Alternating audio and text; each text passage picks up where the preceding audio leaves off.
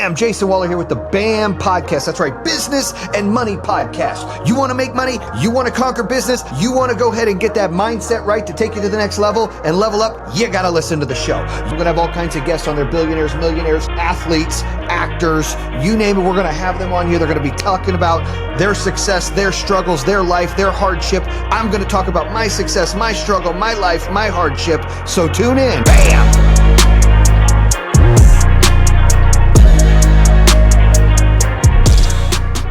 I'm Jayson Waller here with the BAM Podcast. That's business, attitude, money coming straight to you from my studio here in North Carolina. I've got one of my homeboys, one of my best friends, my side dude right here, Joe Caban, joining us. He is the whitest Puerto Rican motherfucker you'll ever meet. How you doing, Joe?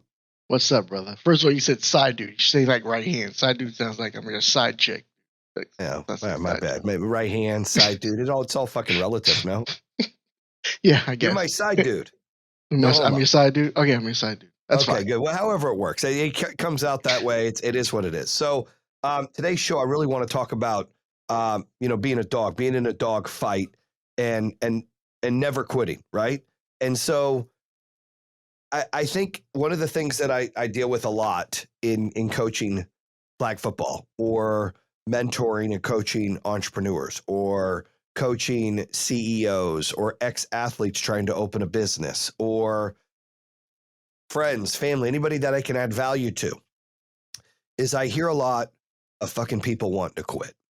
People just, the grind is too hard. It's easier to be a sheep and hide, not be noticed. It's easier to take the path of least resistance. It's easier to do this. And I get frustrated because I feel like life is a dogfight, right? You should never quit. You should, whatever it's thrown at you, you got to hit it back. You got to punch it right back in the face. You know, if it throws you lemons, you slice that shit up, make fucking lemonade. If it throws you fucking grapes, you smash the fuck out of it and you make wine. Like, you have to take whatever it gives you and you have to fight back and not quit and fight like you don't have tomorrow because tomorrow's not promised to get through any of those things that you can to be better. Because I feel like even with these kids today, when I'm coaching, like, I'll get on their ass and they'll get out there and they'll make an effort for one or two plays and then they half fuck it. Like, I'm lazy. I'm going to half-ass it the rest of the time. And I'm like, what are you doing? And then if they make a mistake, they just get discouraged and their shoulders go down and they're checked out. And here I am trying to uplift them. And I'm like, look, if you don't believe in yourself, I don't give a fuck if you're 11, 12, 20, 30, 50. You can't believe in yourself. How the fuck am I going to believe in you? So in practice, I can try to elevate and inspire them and coach them to believe in themselves. But in a game, we're in a fucking dogfight, right? I mean, it's go time. What you think? No, I agree. I think, the world is a fucked up place to begin with, right? It's not easy. It's a horrible place. You got to grind to get what you want. And if you're not willing to work for it, then you're not going to get it. At the same time, you're talking about kids in general. I think the world, how kids are raised nowadays compared to when we were kids, it's totally different. Like, everything's handed to these kids. They're all spoiled. I know my kids are spoiled. I can admit that. It's different from when I grew up. They have everything. So they don't know what it is like to struggle or work for something anymore. So you're going to get that a lot with the youth and the new generation as well. Well, a lot of people don't know who you are. You know, they know my story, trailer park and all the bullshit, no kid at a young age, no college, no finished high school, none of that shit, right? Talk a little bit about how you grew up, Joe. Okay. Grew up in New York. I'm from New York, Brooklyn, New York. Grew up with 5 siblings. I'm a middle child of 5. Public assistance. My mom worked as hard as she could. We didn't have anything.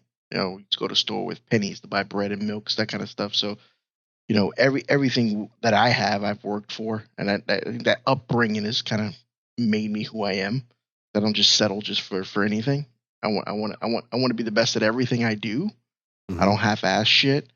So I work hard, work multiple businesses at the same time. Like, that shit it just comes natural to me now. And I don't think it's hard for me to even be friends with people who don't have that same mentality.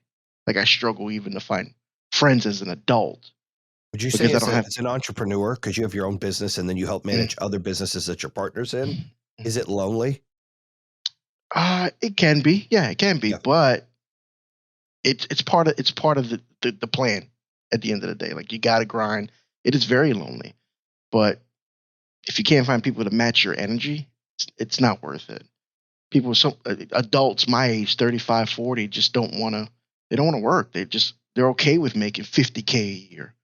And that's cool if you're okay with that, but I'm not okay with that. and we don't see things on the same level at Right. all. You know, you only scratch the surface of your childhood. There's a little bit more Yeah, damage, it and just deeper. Yeah, I mean, I have siblings. I think all my siblings have been shot besides me. hold on, that's Um, a big deal, listeners. that's All of your siblings have been shot besides you. yeah. So it's one of those things where I try not to. I grew up in that lifestyle. Try to get out of it as quickly as I can. So I'm kind of got a job out of high school, moved out, lived in the projects. You know, roaches and rats and all that other stuff. I mean, it was rough. I got a brother in a wheelchair. He was shot when he was 14, I think, 13 or 14. He's been paralyzed since he's been, since that age. And the rest of my family still lives in New York. I got another brother who got shot, lost an eye, almost died. So he lost movement in one of his legs. He's walking okay now, but that kind of stuff. But it sucks. But that kind of makes you who you are today. So I wouldn't change anything. Yeah, I just don't want listeners out there to think I just threw some fucking guy that's got no credentials, dude. You've had a rough life, right? Like, who the fuck is Yeah, this I've had guy? a rough. Well, this guy's an OG, and not only that, this guy's been, my right hand dude. Is that better than my Yeah, side it's dude? fine. One I of my like that right hand better. guys in business for many, many years, and one of my best friends. So, and that's why I fuck with Joe and tell him he's the whitest Puerto Rican on the fucking planet. 'Cause it's true. It's the only motherfucker I know with a Puerto Rican tattoo walks around in flip flops. Okay, flip flops, Flip flops in the wintertime. flops, baby, flops in the wintertime.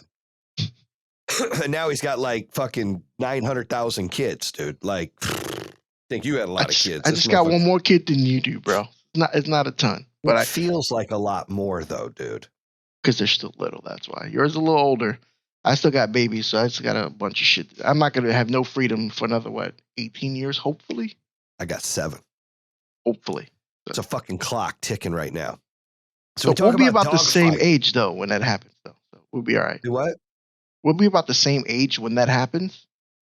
I'm not 11 years older than you. Motherfucker, Fucking how old do with you think I am? I'm just fucking with you. Yeah, you think fucking. You're only a come couple on. years older than me. Yeah, not much older than you. So don't fucking go there with me, dude. You got some miles on your ass too, motherfucker. I could see it. You've been fucking Yeah. rode hard. I've Put aged. away I've wet. aged since I moved here. Let's put it that way. I'm all Anytime gray. you run a business, it's fucking age. It's wisdom. Fucking wisdom right here. So I got That's my what it Easy is. E shirt on, right? That's dope. I want to talk about Dogfight Never Quit, but while we're on here cutting up, let's talk rap. Me and you fucking disagree. I'm a West Coast rap guy. You're an East Coast rap guy. Let's get into that. Hey, I got you that Biggie thing. That's a fucking hot thing right there. Yeah, it's the greatest But rap. Biggie's fat ass ain't got nothing on Pac. Nah, fuck Pac. I mean, Pac's cool, but I can't fuck with that music. I don't like his music that much. I don't like West Coast music that much at all. You don't like Snoop? You don't like Dre? I like Snoop. I like Dre, but yeah, all the rest of the West Coast rappers are Warren not that G? good. Motherfucker, you don't like any of that I shit? hate Warren G. Ice Cube? I hate Too Short. I hate all those How do you dudes. hate Too Short? They're not that good. They suck. Are you We serious? were just talking about music the other day. The music we had on the East Coast when I was growing up, we had Wu-Tang, we had Nas, we had Jay-Z, we had the Fugees, all this music we were playing the other day. La, la. Yeah, that's classics, bro. Way better. I You keep put that catalog. ya and feeding ya and feeding ya. You put those classics against like the West Coast classics at that time, we'd murder you, bro. Are you fucking Murder serious you. with Snoop Dogg, dude? Murder. Come on, Snoop Dogg. Murder was the case. That's but the only him and Fucking Pac is the Dr. only ones you Dre, can say. Nothing But a G Thing, California Love. Come on, dude. Today was a good Dre's day. I don't think any of those can hold the stick to any of those. Nah. You guys listen to like Spice One and shit like that. Come on now, dude. Dude, Spice One was Come early, dude. And I on was now. never a big Spice One fan. That was Clink, dude. Spice One is not my giddy up, dude. It was handcrafted bullshit. I'm not a fan. I was like, who listens to that motherfucker? Nobody. Just you and Clink. He I sold like 2 that. You listen cassettes. to it. I like Too Short, by the way. I love Easy E. I could never. But I like never, East Coast. I just like West Coast rap better. I mean, it was just it was the deal, right? That was So I'm put you on the spot now. Who do you listen to now? Like, see, because you ain't listening to no West Coast rappers right now. You can't name one you listen to daily right now. See what I'm saying? West Coast rap, because you listen to probably stuff from like mid coast to East Coast. You don't listen to West Coast music anymore. No one does. I'm gonna be a good person right here, and I'm gonna tell you who's on my fucking playlist. Okay, motherfucker, if you couldn't name it off the top of your head. Well, no, 21 I'm just Savage. telling you. I got Drake, I got Cardi B, I got Juvenile, I got Migos, I got Bone Thugs and Harmony, I got Rob Stone, I got BG, I got Kanye, I got Post Malone, The Weeknd, Ludacris, Pac, Travis Scott, Ghetto All right, so Boys. let's stop Kid right there. Cudi, Let's stop Bone Thugs right and there. Harmony again, Dre, Pac again, Snoop Dogg again, Kid Rock, Master P, Post Malone, The Notorious B.I.G., Master P again, The Game, Tupac, Eminem, Big Sean, Drake again, Limp Bizkit, Linkin Park. What the fuck else All you right, so want? stop right there. You J. named Cole. two West Coast rappers, and they're all from old school. There's nothing new in there that's West Coast at all. Well, we're talking 90s rap, motherfucker. We ain't talking about 2020. But we're talking about even rap right now. Like they're Kendrick irrelevant. Lamar's from the West Coast. That shit's That's dope. the only one. They're irrelevant now. Like they don't. I don't even know if they rap anymore. I don't know if he does either. But yeah, who raps from the everybody. East Coast now. You think everybody's from East Coast? Post Malone's from fucking Nah, Texas. it's not. Everybody, not everyone's from East Coast, but no one's from the West Coast. It's Central. Your Drake is from Canada. Like you got, there's still some East Coast rappers out there, but it's nothing on the West Coast anymore. Well, who do you listen to? You know what? I don't even listen to rap music. Well, that's my playlist for working out. You want to know what my playlist is just for me? Now, nobody judge me on this show because there's going to be some judgment made. This is the playlist called JW Feelin' the Vibe. Feelin' Whitney from Post Malone, White Iverson from Post Malone, Take What You Want Post Malone, It's My Life Bon Jovi, Colder Weather Zach Brown Band, Highway 20 Ride Zach Brown Band, Careless Whisper, which you love, George Michael, No Easy Way Out, Robert Tepper, Outside from Stained, Better Now Post Malone, In Your Eyes The Weeknd, Over Now Post Malone. I got a lot of Post Malone. Goodbyes Post Malone, Apologize featuring One Republic with Timberland, What Goes Around with Justin Timberlake, Blinding Lights The Weeknd, I Know Post Malone, here's where it gets good, Hold On to the Nights Richard Marx, Better Kahilid, Love Tonight, which is S House and David Guetta, Killing in the Name of, don't judge me on that one, Rage Against the Machine, In Too Deep, Genesis, Begging from Maneskin, Mr. Brightside, The Killers, Bittersweet Symphony, The Verb. Mr. Jones, Counting Crows. Don't judge me here. Rush from Paul Abdul. Yes, I like that fucking song. Okay. Cold as Ice from Foreigner. Ready or Not from the Fugees. Cold Heart, which is one of my favorite songs from Elton John and Dua Lipa. Peppas from Faruko, which I fucking love, by the way. I Won't Let Go, Rascal Flatts. I Ain't Mad at You, Pac. I Can't Dance. Genesis. Bust a Move. Like that come together. Aerosmith. Cruel Summer from Bananarama, White Wedding from Billy Idol, Piano Man from Billy Joel. Like, what do you think of those on the playlist? That's why I fuck with you. That's the kind of playlist right there.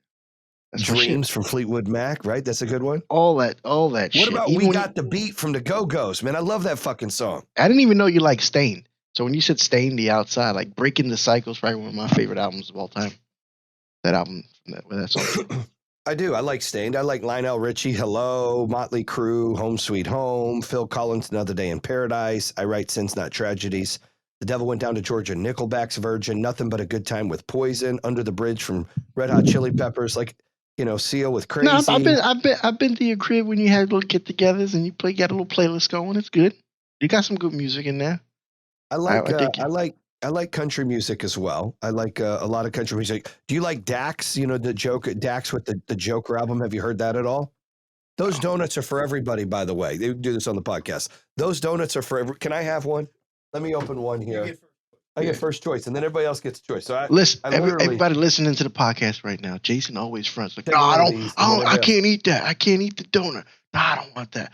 But then the motherfucker ordered like 24 donuts for like 3 people. Like, who the hell gonna eat all them donuts, Jay?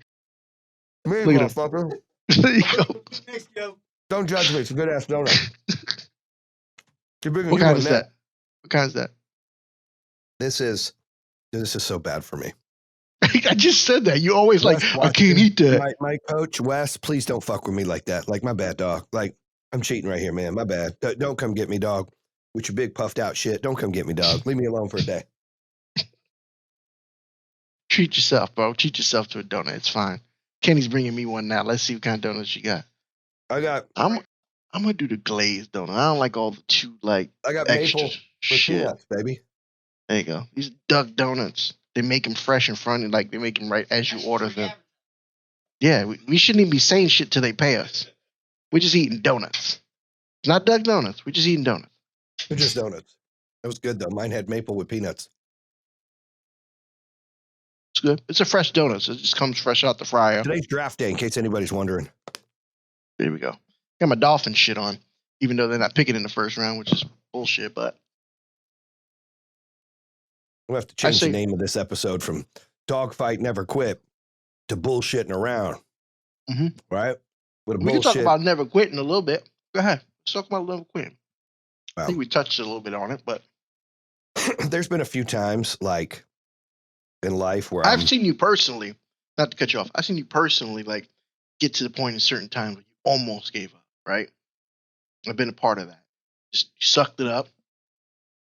I know you told the story where you fucking sold your house and all the other shit. Like, you made sacrifices. Instead of giving up, you made fucking sacrifices. And well, I feel like this, Joe. I feel like if you're going to fucking quit, don't fucking get started. Like, don't even take a step if you're not going to walk all the way through. There's nothing I hate more. And look, my kids do it sometimes and I get pissed. But there's nothing I fucking can't stand more to where you start something and you don't fucking finish it. If you are going to quit, don't even fucking get started. That's just how I feel. Like, and I feel like if I'm at battle, I'm in a dogfight, I'm not going to fucking lose. Like, it doesn't fucking matter what's going to happen. In my mind, I'm not going to fucking lose. You are not going to have more power or energy or strength or mental control than I will. I'm like, I will fucking end you. I will defeat you. I will do what I need to do to take to the next level. And that's the mentality that I have, that I try to coach without all the bad words to the kids. Like, life's a dogfight. And if you already know you're going to quit, motherfucker, you lost. If you are doubting yourself, you lost. If you don't think you can, you have lost. If you're like a hope and a wish and you're not fucking convinced, you've lost. And that's why I talk about it. We wear it on the shirts here, right? It's a fine line between fucking arrogance and confidence. And I like to ride that line. I'd rather somebody be really close to fucking arrogant and overly confident than very insecure and weak and doubt themselves, because they're not going to accomplish shit. And there's nothing worse that a woman sees in a man is him being insecure or him fucking not being in control or being confident. It's a turnoff. It's the same thing for a man and a woman. If he sees a woman that's insecure and fucking just, I'm this and I'm that and I'm fat and I'm blah, it's like, dude, like, own your shit. Throw in a fucking two-piece, let it all hang out and go. You're going to gain points. That's how it fucking works. Am I right? Yep, exactly. And it's also, you also said fine line between arrogance and fucking confidence, but you are super competitive as well. Like, this guy hates anything. In a video game, I used to beat him in Madden. He gets so fucking bothered. Used to. Hear that, motherfucker? Used to. I beat him up a few times, motherfucker. Yeah, but back in the days, I used to beat him like 19 out of 20 times. And when he gets that one win, I hear about that shit. He tells everybody, people that don't even give a shit. Guess what Joe did today? Got his ass whooped in Madden. That's exactly how that conversation went. People are like, what the fuck is Madden? What are you talking about? He would just let the word, he just hate lose. He being super competitive is also not a bad thing. Not a bad thing at all, especially in this world. But I'll tell you where it hurts, right? And it's something as I'm getting better as an adult, as a parent, as a leader, as a coach, is, I get frustrated if I lose. And sometimes I fall off the wagon, right? 2 Saturdays ago, we had a kids' youth football game. And I lost my composure, and I hate it. And I get upset with myself because, like, I love my pops. He's a good man. He's a better grandfather than he was a dad. He means well. He's not very, like, loving. He's not lovey-dovey, but he's a good man. But the one thing I hate, and I don't like to use the word hate, I hate about him is how angry he gets and he talks to people. And I fall into that sometimes. You know this. I've told you, like, I fucking hate when I turn into that monster and I just fucking start unleashing, right? Start attacking. And I hate when I do that. And it takes a lot to get me there. Like, I tolerate a lot of shit. And we're doing this football game and we're playing this team, this knucklehead coach and his kids. His kids are fine. I have no problem with kids. Kids are doing what they're supposed to do and they're good kids. Coach is a knucklehead. We played him last year and beat him significantly. He's always won the championship in this league. And significantly, we beat him last year, and he was very pissed. And then in the final game, we were already in the championship. It didn't matter. He had to win to even go into the playoffs, play somebody else to play us in the championship. We didn't even try, and he won. Like, we were saving it because the same day we had to play the championship. So then he goes into the playoffs and gets hammered, and, we play a different team in the championship. this year, they're ranking it, we were supposed to play them week 1. They rescheduled it. And so they put it on a Sunday morning. And I'm coaching in 2 leagues. There's one league that plays Saturday night, one league that plays Sunday night. Well, this league had a makeup game, so it was Sunday morning. So we played Saturday night and Sunday morning. And it's a remake with them, and we're both 2-0 and dominated the teams we played. And we get out there, we play them. We get the ball first. We march right up their fucking field, dude. Score a touchdown, extra point. Nothing. He's fucking going berserk. Like, we didn't incomplete a pass. It was whop, pop, pop, pop, touchdown, pop, extra point. They come down, we stop them. They're like, oh, shit. We go back down, they stop us. They come back down, they score. We go back down, we get right to the goal line, and should have been a first down. They call a penalty, take it away, whatever. And they come down, they score, ends the half. They're winning 14-7. Okay? They win for 1 each time. Their ball in the second half, they're taking their time. We stop them. We get the ball, we go down, we score. We go for 2 because I'm an asshole. I don't like ties, right? Get 1, it's 14-all. Get 2, it's 15-14. Miss, it's 14-13, their lead. I'm that coach, right? I'm going for the win. I ain't going for the tie. I'm going for the win. We go for 2, we don't get it. Down 14-13. Their ball, we stop them. Our ball, 37 seconds left. It's third down. We get a first down. We get to like the 5-yard line. He goes out of bounds. I think the clock stopped. They move the ball. They place the ball. The parents are getting chirpy. The kids are getting chirpy. My assistant coach, who's kind of, he's kind of hood, man. He fucking lets it out. Like he's worse than I am. He's getting chirpy. I'm telling him to calm down.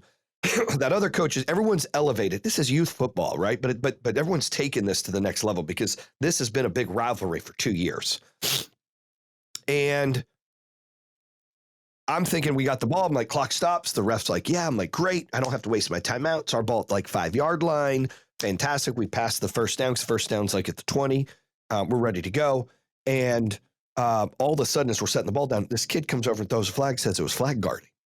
Flag guarding? You're throwing this late. Don't you think like we've already moved the ball? No, it's flag guarding. It reminded me of the Lions and Cowboys where we got the first down and they called the pass interference and they took it back and da-da-da-da. And then Sam Martin, my boy, shanked it and Cowboys went back 1. It was one of those stunts. Like you don't call a penalty, you move the ball and then you call a penalty. And I'm freaking out. I'm asking the commissioner. He's there. He's like, they say they got it on videotape. I'm like, I don't care if they got it on fucking VHS or Polaroid, man. My whole point is they gave us the first down, like flag guarding, like let the kids play. Like now this is a turnover. It's their ball. The game's pretty much over. He's like, I don't know what to tell you. They're calling it. I'm like, that's ridiculous.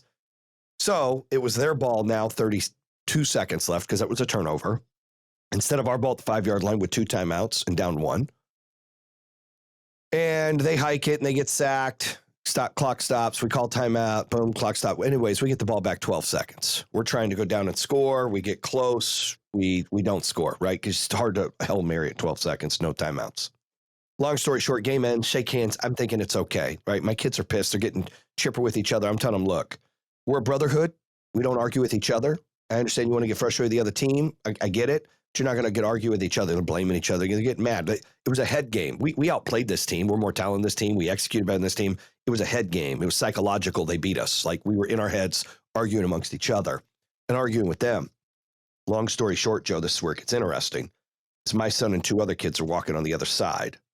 And the 2 other kids are saying some bad words they probably wouldn't say. Not calling other kids' names, but just cussing as they're walking. And this mom runs over and tells them to quit cussing and has her finger in my son's face. And he's like, I didn't cuss, they did. She's like, where's your dad? He's like, she's like in his face running her mouth. And I see it. And what do you think I did? I fucking lost it. I run over there and I'm like, ma'am, why are you in my son's face? Get out of my son's face. What are you doing? And she's like, I said, look, you don't need to get your finger in his face. Like, give him space. If you got a problem with my son, you come talk to me. You don't get in his face. I said, all right. And the commissioner was right there. I said, man, like, keep her out of my kid's face. I tell my son, go get the bag. I left it over there. Get the bag and let's head to the car. I tell the other kids, watch your mouth. I'll deal with you guys in a minute. So I'm starting to walk away. All of a sudden, this coach who was mouthy, right? All roided out, thinks he's fucking big and burly, comes out of nowhere and is like, you want to get in my wife's face? And starts getting all loud. I immediately, Joe, lost my shit. Now, instead of like me, like, now I'm like, fuck you. Let's go out in the parking lot. I will fucking stomp your ass. His boys talking shit. I said, I'll fuck both of you up. Let's go out there. Then my coach, who's kind of hood's talking shit. Fuck you guys. Now you got everybody fighting and arguing. Nothing happened, but all this for a 12-year-old fucking flag football game. So I went home and I regretted how I exploded. Like, even though she was in my son's face and even though he was trying to run to get in my face, and I was telling the commissioners we're walking away, like, I was like, look, I'm all about like competition and people challenging each other. And look, and it gets testy and a little mouthy, but when somebody gets into my space, first of all, my son's space, and then the husband wants to get in my space. I wasn't even disrespectful to his wife. Like, it's not about football. It's about somebody's getting their fucking teeth kicked in and somebody calling an ambulance. I said, that's my fucking problem. You get in my space, we got that issue. I don't give a fuck how big you are. I'll fucking rip King Kong's balls off and shove him down his fucking throat if he gets in my space. I might take an ass whooping, but he's going to eat his nuts before I'm done. That's just how I feel, right? That's that mentality, that dog never quit mentality that I have if I'm in a fucking battle and I felt challenged. My humanity, my manhood felt challenged. I still should have controlled myself. I went home and I got mad at myself. I'm like, damn it. I shouldn't have lost my cool. Some of the kids saw that. I should have just fucking kept my composure. I didn't. What are your thoughts on that? I'm gonna have mixed emotions on that. I agree with you not losing shit. I've seen you lose shit. Been around you long enough to see that. You've gotten better as you've gotten older, right? You're 10 times better than you were 10 years ago, right? So I can say you're doing a good job with that. But in that situation, I'd have probably lost my shit too because you're being challenged, especially by another man. Like, you won't lose your shit to the wife. You'll address it, you know what I mean, and say, don't get in my son's face. Well, she shouldn't. He's a child. Got a problem, you said the right thing. But the husband running up on you like that, trying to challenge you, I'd have done the same thing. Like, I can't blame you for that. Only thing I would say is, like, you felt bad because the kids saw that, and I would have felt bad for the same thing. Some of the kids, some of the other parents, I wouldn't have felt bad by if no one was around. It was just me and him. I wouldn't have felt shit. I wouldn't have felt bad for jumping his shit. Probably not either. If the kids wouldn't have been out there, I wouldn't have felt bad. I'd probably cold cocked them. So, and I've never hit anybody first in my, well, I take that back. I've never hit anybody first that didn't attack me or attack a family member, right? Yeah.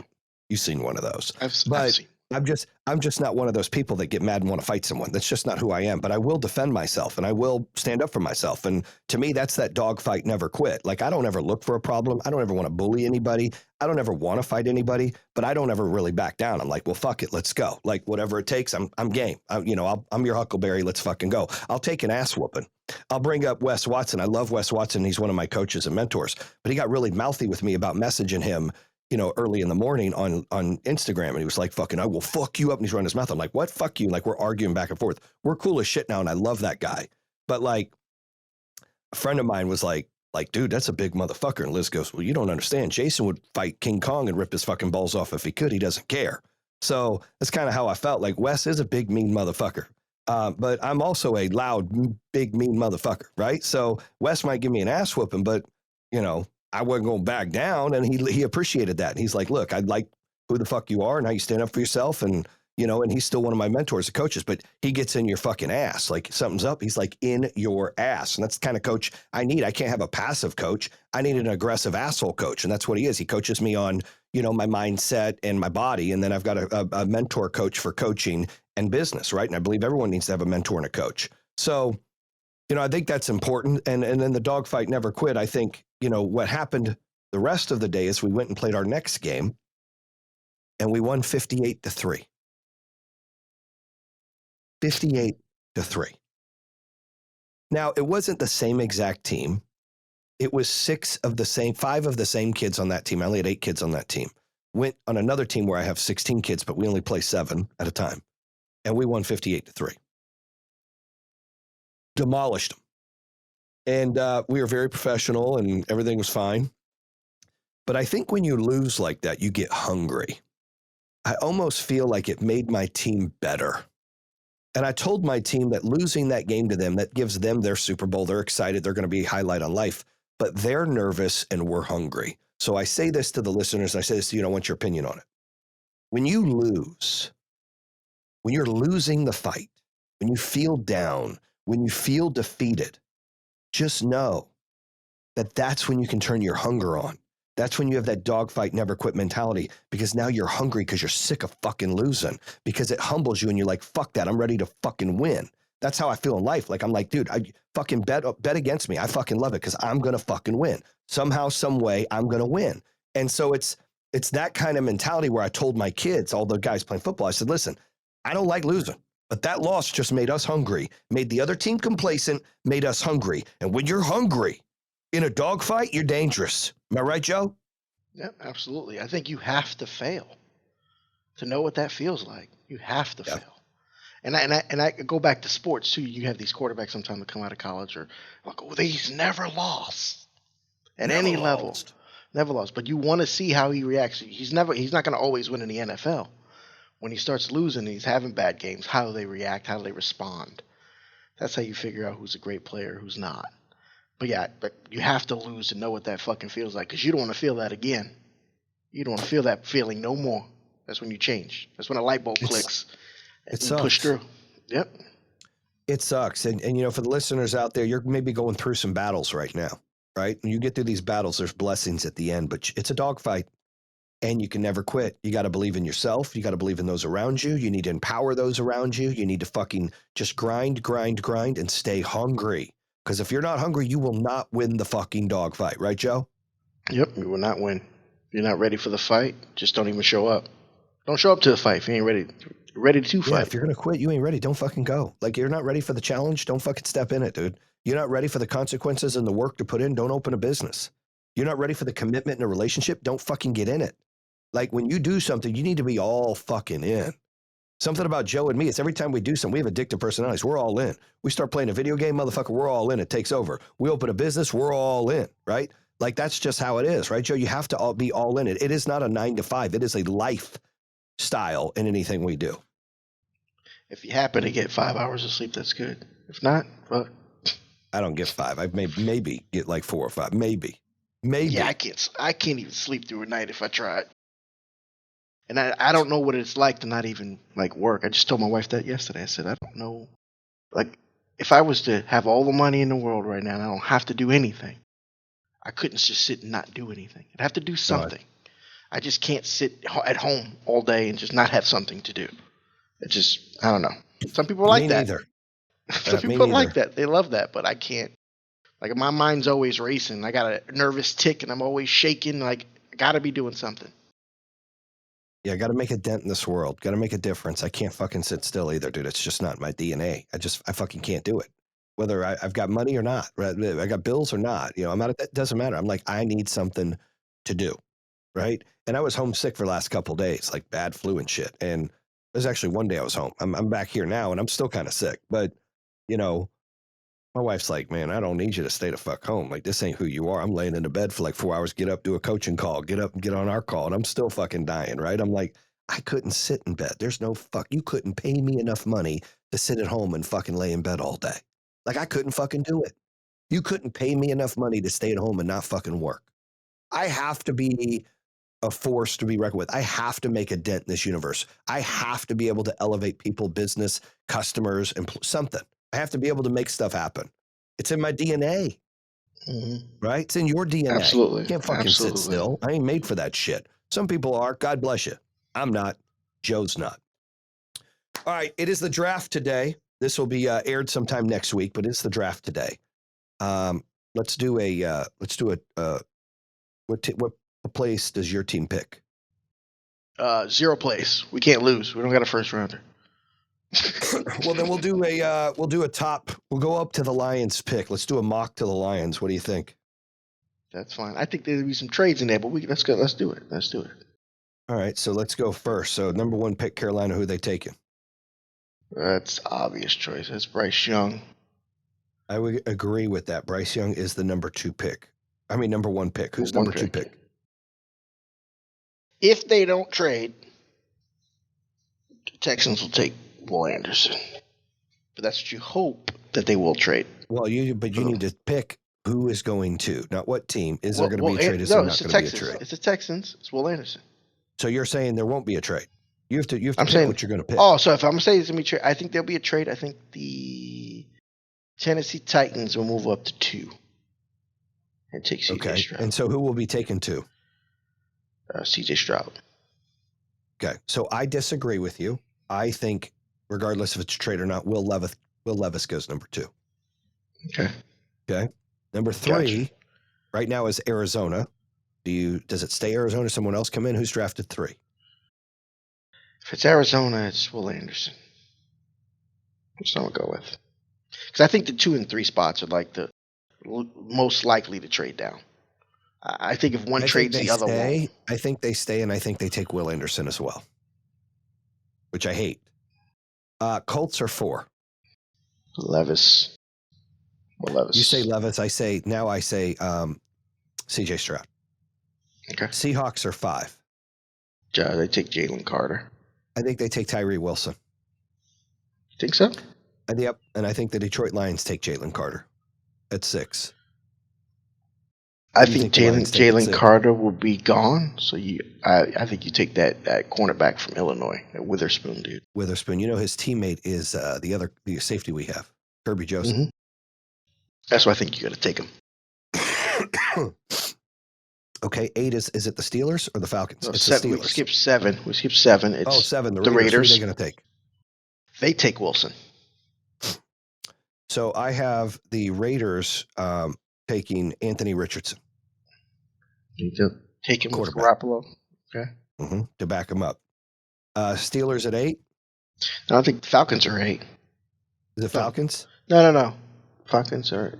Maybe this is. I'm looking at a thing here. Who's at 8? I think the Steelers. Are the Steelers at 8? Steelers via the Falcons. Oh, they're saying that they trade the Falcons. That's saying for you. So the Steelers are trading with the Falcons to move up, but the Falcons have that pick. Who are they taking? I think they take. I think shot here. I think they take Richardson. So I think the pick is Paris Johnson, offensive tackle. 9 is the Bears. The Bears. They take Paris Johnson. Paris Johnson, and I think they take Peter Skoronski, the other tackle, and then 10 is the Eagles.